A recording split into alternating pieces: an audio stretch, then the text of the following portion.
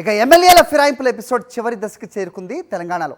కాసేపట్లో ఎమ్మెల్యే కడియం శ్రీహరిపై దాఖలైన పిటిషన్పై స్పీకర్ ప్రసాద్ కుమార్ విచారణ చేపట్టనున్నారు.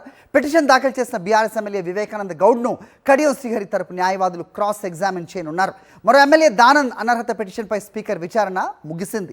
పిటిషన్ చేసిన పాడి కౌశిక్ రెడ్డి, ఏలేటి మహేశ్వర్ రెడ్డిని దానం అడ్వకేట్ 5 గంటల పాటు క్రాస్ ఎగ్జామిన్ చేశారు. సుప్రీంకోర్టు ఇచ్చిన గడువు ఈ నెల 27తో ముగినున్న తరుణంలో విచారణను వేగవంతం చేశారు స్పీకర్. ఇప్పటికే 8 మందికి క్లీన్ చిట్ ఇచ్చారు ఆయన. మిగతా 2 ఎమ్మెల్యేల విషయంలో ప్రస్తుతం ఉత్కంఠ నెలకొంది.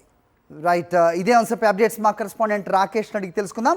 రాకేష్, చెప్పండి, ఇప్పటికే 8 మందికి క్లీన్ చిట్ ఇచ్చారు స్పీకర్. సో ప్రస్తుతం కడియం అంశంలో ఏదైనా డిఫరెంట్గా జరుగుతుందా, అదే రిపీట్ అవుతుందా?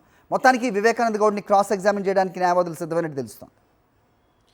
మిగిలిన 2 పిటిషన్లపై విచారణ వేగవంతం చేశారు స్పీకర్. నిన్న ముఖ్యంగా దానం కేసుకు సంబంధించి ఏదైతే దానం మీద పిటిషన్ దాఖలు చేశారో ఆ పాడి కౌశిక్ రెడ్డి అలాగే ఏలేటి మహేశ్వర్ రెడ్డిని ఇద్దరు కూడా దానం తరపు న్యాయవాదులు క్రాస్ ఎగ్జామిన్ చేశారు. త్వరలోనే దానంను కూడా ఈ పిటిషన్ దాఖలు చేసిన ఏలేటితో పాటు పాడి కౌశిక్ రెడ్డికి సంబంధించిన న్యాయవాదులు క్రాస్ ఎగ్జామిన్ చేశారు. ఆ తర్వాత ఇద్దరు పిటిషనర్లు అలాగే దానంను ఇద్దరిని కలిపి స్పీకర్ విచారిస్తారు. ఆ తర్వాత దీనిపైన తీర్పు వెలువరించే అవకాశం ఉంది. ఇక కడియం కేసుకు సంబంధించి మొదటి దశ విచారణ మరికాసేపులో ప్రారంభం కాబోతా ఉంది. కడియంకు సంబంధించిన అడ్వకేట్లు ఏదైతే పిటిషన్ దాఖలు చేశారో బీఆర్ఎస్ ఎమ్మెల్యే వివేకానంద గౌడ్ను ఈరోజు క్రాస్ ఎగ్జామిన్ చేస్తారు.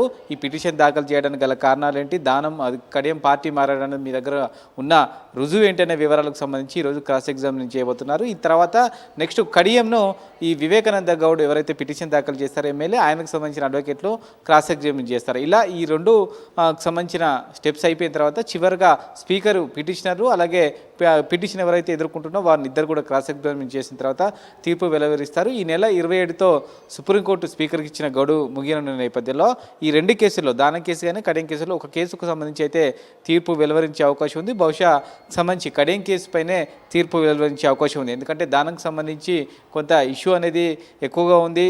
దానంకు సంబంధించి ఎమ్మెల్యేగా ఒక పార్టీ బీఫామ్ పైన, ఎంపీగా మరొక పార్టీ బీఫామ్ పైన పోటీ చేసిన నేపథ్యంలో ఇది లీగల్గా ఎలా ఉంటుంది ఏందనే దానిపైన కూడా వివరాలు తీసుకున్న తర్వాతనే దీనిపైన తీర్పు వెలువరించే అవకాశం ఉంది. ఈ నేపథ్యంలో సుప్రీంకోర్టు ఇచ్చిన గడువు కంటే 1-2 రోజుల ముందే కడియం విషయంలో ఒక క్లారిటీ వచ్చే అవకాశం ఉంది. దానిపైన తీర్పు వెలువరించే అవకాశం ఉన్నట్టుగా తెలుస్తోంది. మరి కాసేపట్లోనే కడియంకు సంబంధించిన కేసు విచారణను స్పీకర్ ప్రారంభించబోతున్నారు. రైట్.